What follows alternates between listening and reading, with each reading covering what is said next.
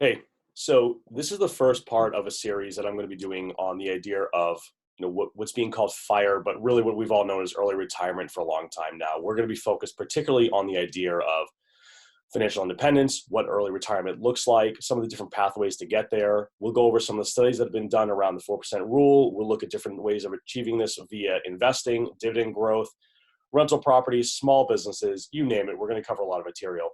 But I thought maybe the best place to start is not just on the how to get there, but really digging into the why. I think that anything that has a journey in front of itself, starts with that first step. But that first step, oftentimes we say, is the hardest. And the reason it's the hardest is because you really need motivation to not just take that first step, but also to understand why you're taking it and why you're going to continue taking one foot in front of the other over this long period of time to achieve that goal. And I thought maybe my perspective would be a little bit different than some of the other videos I see all the time on YouTube on this topic. So as I jump in here, one thing I'll always remind you is I am not your financial advisor. I am not a financial advisor. This is merely a path that I'm taking with my family. Always seek out professional support from investment professionals or accountants or anyone you think is important for you to use. And also, if you think this is something you want to learn more about, please hit the subscribe button and click like if you want. And if you don't, that's okay too. So let me jump into it here. I'm in my mid to late 30s. I have a family. I have two young ones. And this is something I've been focused on for a long time, is sort of this idea of creating more freedom in my life. Now, for me, the idea of FIRE may not be what it is for everyone. I've always loved the idea of being able to retire early or have that level of financial independence that I don't need to rely on a traditional job.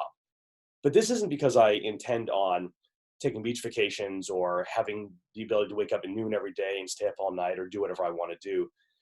It's really more in effect around the idea of having more time for my family, being there for my kids, coaching sports, being able to help my community, just in general do more that creates more of a positive impact to the local world around me and then at large as well. I've always been a worker. Typically, I've worked two jobs coming up as a younger man.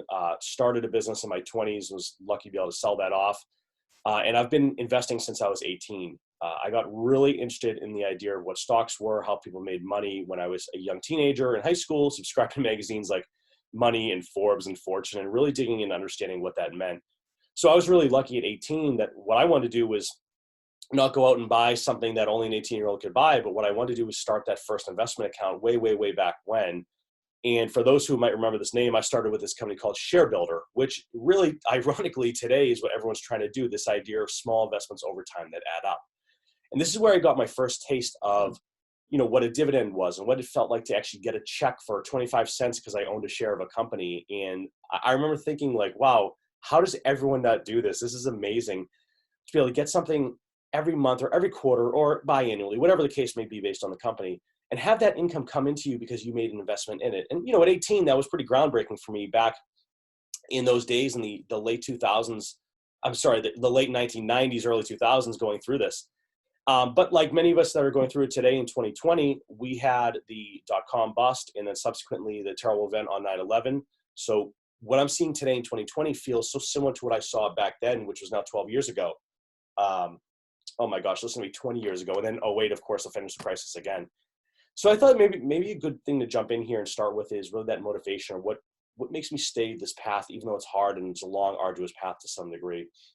And I do see a lot of videos out there around the idea of retiring in your 20s or at 30 or 33 or 35. And I totally understand that. I think there's a great reason to do that. I also think that part of where I tend to be lucky on this journey is I have experienced a lot.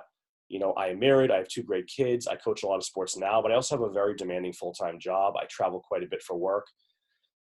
And, I can remember at one time thinking by 30, I want to do this. And I sort of shifted gears to 32 and then to 35. And here I am at 37. And what I realize is it's never really been about the idea of stopping working for me personally. It's about having that sort of guaranteed income there that I can decide to take an extra vacation with my family, or I could potentially stop doing something I don't like to do work-wise, or I can just have the freedom to take an extended amount of time off because I want to focus on something in particular. Maybe it's a sick parent as my parents are getting older, or maybe it's being there a little bit more for my kids if they have challenges that they need help with. So that's sort of the idea behind how I approach it is, what are the things that's most important to me? I think what's important, and again, everyone's going to have their own opinion on this, and I really do welcome that and would love to hear in the comment section below what's motivating you to do this? What's driving it? And if you disagree with me, I'd love to talk to you about it as well and understand maybe I should change the way I look at it. So just to jump back into that basic idea for a second, I think what started was this idea of I don't want to work so much. I'm working two jobs. This is terrible. I want my weekends and nights to do what I want and have some freedom. And although I've always been a very motivated person and I did save a lot and I've put a lot away over the years, it wasn't really until the moment I saw my son for the first time, right after he was born, I just had that feeling like my life has changed forever. And I need to be here for this person, this human, this little, it's my buddy, you know? And over time, as you can see from the artwork that's always over my shoulder in these videos, they continue to be the biggest part of my life and the big motivation for me to do the right things and be there for them and show the example. And, you know, grinding away 80 hours a week in a job isn't really the example I want my kids to have. Now, I'm happy to do that because I want to support them and give them a great life. But I want them to have the freedom to be artistic or be creative or focus on the areas of their life that matters to them. So that's really my motivation. My reason for saving and investing and aggressively researching the markets and constantly looking for the next thing that I can get myself into to help secure that long-term investment potential is always just going out and looking at my two little ones and seeing them smiling and happy and want to be with their family and want to be with dad. And so that's sort of where this all starts for me. And I know in the coming series, I'm going to go over some details as far as what the metrics are, the math behind it. And again, to state the obvious, we'll go over the details and the studies that have been done. I just thought maybe this perspective would be good to start with from sort of a video one to give you an idea that I'm not the young man I once was. I do have responsibilities. I've got a mortgage. I've got bills. I've got kids, which means all the standard things like health insurance, thinking about standard retirement. The other thing I want to close with is this idea that it's an all or none or binary conversation when it comes to FIRE or early retirement or financial independence. What I would really argue is if you adjust your savings rate to achieve FIRE or an early retirement, you can still retire at 65, 6, 7, 8, 9, whatever the age that you want to retire at. But you're just going to be so much further ahead on the curve if you can really focus on getting that number to where it should be 20 years ahead of time. Then that extra 20 years is just really piling it on and giving yourself a lot of reduced stress in your day-to-day life in the way that you go to market. So that's it for today. I just want to focus on what works for me, what my goals are, what the driving force behind me having chased this goal for a long time is. And I will get into where I am on that, how close I am in subsequent videos. But more importantly, I'd love to hear what you think. You know, am I off my rocker? Am I making some good decisions? Do I have the right motivation? Am I missing something really obvious that I shouldn't be missing? And I would say too, you know, think about where you are. What's motivating you? What's going to make you really grind it out, cut that savings, cut those expenses down to nothing and really increase that savings rate and be constantly investing, looking for places to put your money and secure it. In a sense, I almost think what's going on in 2020 right now is sort of, in many ways, a really big wake-up call to the community of people who are trying to achieve FIRE. I think it's important to understand that anything can happen. You know, having been through this, as I said earlier, .com, 9/11, the '08 financial crisis, and now in 2020 going through just massive shakeups in the market and the overall economy and huge jobless rates. It's really that perspective that just motivates me even more so to say, the tighter I can get my finances, the lower I can get my bills and expenses, the better off I'm going to be long-term. And I want to end you with a quote from my father, who I've heard say this for, my gosh, 37 years I've been hearing the same thing. If you want to raise, cut your bills. And his point was, you can't always get a raise at work. You can't always get an improvement in your pay by asking your boss for one. But what you can do is control what's going out.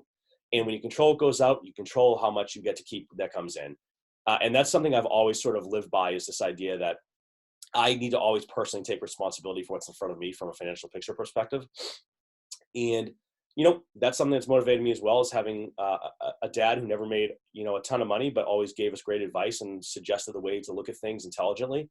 And, you know, maybe that's something you can learn from as well. So until next time, thanks for listening. There's going to be a lot more coming in this topic, and we're going to really go deep into the details in a way that I don't think a lot of videos go. We're going to really portion this off into specific pieces of it. We're going to look at different ages, different investments, different strategies, different techniques. We're also going to take a very tactical, psychological view as well, and go over some of the studies that are important for success in this space, especially over the long term. So more to come. Thanks for listening, and look forward to talking. Thanks.